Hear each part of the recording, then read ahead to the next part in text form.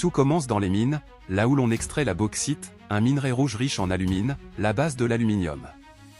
Après son extraction, la bauxite est concassée, puis broyée en une poudre fine, prête à être transformée. On applique ensuite le procédé Bayer.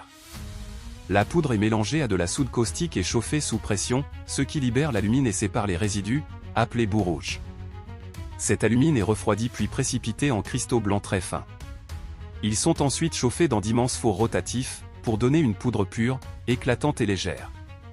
Commence alors une étape spectaculaire, l'électrolyse au laireau.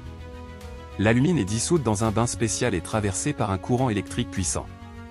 Sous cette intensité, l'aluminium pur se dépose au fond des cuves, sous forme liquide, prêt à être collecté. Ce métal en fusion est coulé dans d'immenses moules, où il prend la forme de lingots massifs. Ces lingots chauffés sont passés dans de gigantesques laminoirs, qui les transforment en larges plaques. Vient ensuite le laminage à froid.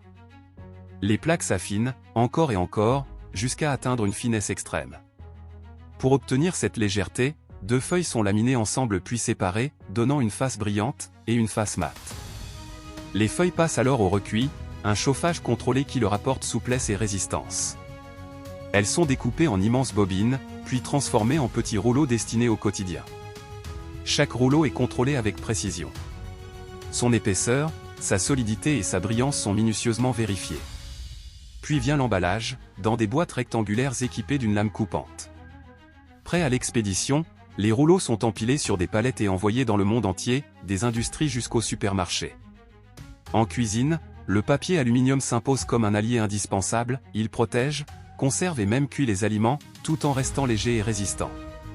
Et surtout, l'aluminium est recyclable à 100%.